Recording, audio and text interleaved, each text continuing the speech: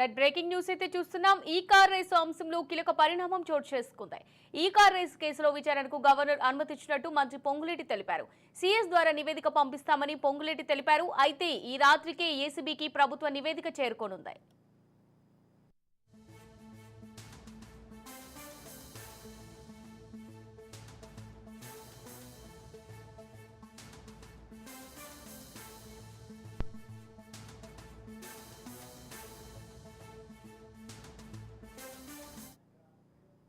Right, ఇక దీనికి సంబంధించి మరిన్ని డీటెయిల్స్ మా ప్రతినిధి రాజ్ రెడ్డి అందిస్తారు. రాజ్ రెడ్డి, కేటీఆర్ కు అరెస్ట్ కు రంగం సిద్ధమైనట్లే తెలుస్తుంది. ఎందుకంటే ప్రభుత్వం ఈ కీలకమైనటువంటి నిర్ణయం తీసుకున్నట్టు తెలుస్తుంది కేబినెట్ లో. ఎందుకంటే ఈ కార్ ఫార్ములకు సంబంధించి అవినీతిని ప్రాథమికంగా ప్రభుత్వం గుర్తించింది. ఏదైతే ప్రభుత్వం దగ్గర ఉన్నటువంటి రిపోర్ట్స్ ను ఆ ఏసీబీకి పంపించింది. ఏసీబీకి ఈ రోజు రాత్రి కానీ లేకపోతే రేపు ఉదయం కానీ ఆ రిపోర్ట్ చేరే అవకాశం ఉంది. ఇప్పటికే ఎఫ్ఐఆర్ నమోదు కోసము గ్రీన్ సిగ్నల్ ఇప్పటికే గవర్నర్ ఇచ్చారు. ఈ యొక్క నేపథ్యంలో కేటీఆర్ మంత్రిగా ఉన్నప్పుడు ఈ కార్ రేసు నిర్వహించారు. అందులో అవినీతి దాగి ఉంది అనేది ప్రభుత్వం ఒక నిర్ధారణకు వచ్చింది. అయితే కేబినెట్ సమావేశంలో దాదాపుగా 4 గంటల పాటు సాగిన కేబినెట్ లో ఇదే అంశం కీలకమైనటువంటి అంశాన్ని ఎక్కువసేపు చర్చించినట్టు తెలుస్తుంది. ఈ కార్ రేస్ అంశం పైనే ప్రధానంగా చాలాసేపు చర్చించినట్టు తెలుస్తుంది. అందులో భాగంగానే ఈ ఏసీబీకి ప్రభుత్వం దగ్గర ఉన్నటువంటి ప్రాథమిక సమాచారము అవినీతిని గుర్తించినటువంటి రిపోర్ట్ ని కూడా పంపించినట్టు తెలుస్తుంది. అయితే పొంగులేటి శ్రీనివాస్ రెడ్డి కూడా ఆసక్తికరమైనటువంటి కామెంట్ చేశారు. చట్టం తన పని తాను చేసుకుంటూ వెళ్తుంది, ఎవరు కూడా చట్టానికి అతిథులు కారు అంటూ కూడా ఆయన హాట్ కామెంట్ చేశారు. చిట్ చాట్ లో చెప్పారు, ఎక్కువ సమయము కేబినెట్ లో ఈ కార్ రేస్ అంశం పైనే చర్చించాము. ఈ కార్ అంశంలో ఖచ్చితంగా అవినీతి దాగుంది, ప్రభుత్వం గుర్తించింది. రిపోర్ట్ ను కూడా ఏసీపీకి పంపించాం. ఏసీపీ అధికారులు ఎప్పుడైనా తన కేటీఆర్ తో విచారణ చేయవచ్చు అనే సంకేతాలు కూడా ఇచ్చారు. అంతేకాకుండా చట్టం తన పని తాను తీసుకెళ్తుందనే అంశాన్ని కూడా నొక్కి వక్కానించి చెప్పారు. అయితే ఎప్పటి నుండో కూడా కాంగ్రెస్ అధికారంలోకి వచ్చిన తర్వాత పెద్ద ఎత్తున బీఆర్ఎస్ గత 10 సంవత్సరాల్లో అవినీతికి పాల్పడింది, అవినీతి చేసిందని పెద్ద ఎత్తున ఆరోపణలు చేస్తున్నాయి. అయితే మరొక పక్క బీజేపీ కూడా అటాక్ మూడ్ పెంచింది. కాంగ్రెస్ బీఆర్ఎస్ ఒకటే, ఒకవేళ అవినీతికి పాల్పడితే ఎందుకు చర్యలు తీసుకోరు అనేది కూడా బీజేపీ అటాకింగ్ చేస్తుంది. ఈ యొక్క నేపథ్యంలో ప్రభుత్వం కీలకమైన నిర్ణయం తీసుకుంది. కేబినెట్ లోనే ఏకంగా ఈ కార్ రేస్ అంశం పైన కీలకంగా చర్చ జరిగినట్టు తెలుస్తుంది.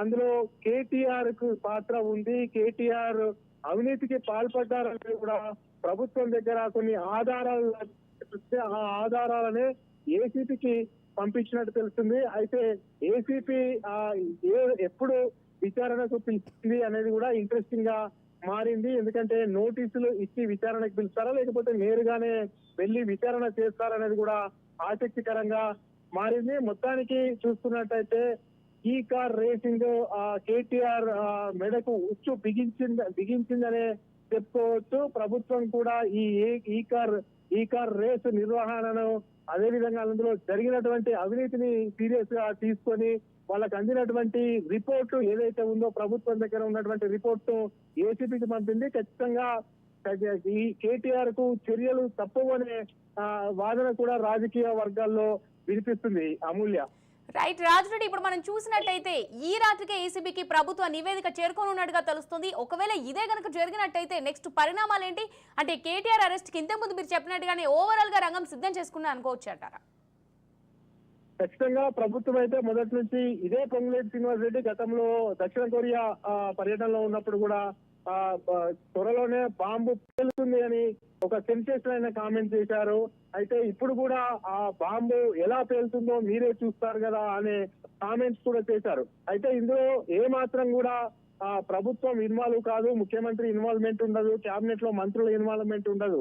కానీ ఆ ప్రభుత్వానికి అందినటువంటి రిపోర్ట్ లో అవినీతి ఉందని తేలింది. దాన్ని ఏసీబీకి పంపించాము. ఏసీబీ తన పని తాను చేసుకుంటూ వెళ్ళిపోతుంది. చట్టాన్ని గౌరవించవలసిందే. చట్టం తన పని తాను చేసుకుని వెళ్తుంది. కాబట్టి అందులో ఏమేమి లొసుగులు ఉన్నాయి, ఎంత అవినీతి జరిగింది అనే అంశాన్ని ఏసీబీ నిక్కు తేలుస్తుంది. ఏసీబీ అధికారులు వాళ్ళు వాళ్ళ పనిని వాళ్ళు చేసుకుంటూ వెళ్తారు. ఖచ్చితంగా చట్టపరమైనటువంటి చర్యలు తప్పవు అనే విధంగానే పొంగులేటి వ్యాఖ్యలు కూడా ఉన్నాయి. మొత్తానికి చూసుకున్నట్టయితే ఈ కార్ రేసింగ్ అంశం అనేది రాష్ట్ర వ్యాప్తంగా హాట్ టాపిక్ గా మారబోతుంది. ఇందులో అధికారులు ఉన్నా కానీ అధికారులకు కూడా ఖచ్చితంగా శిక్ష తప్పదు అనేది కూడా ప్రభుత్వ వర్గాలు చెప్తున్నాయి.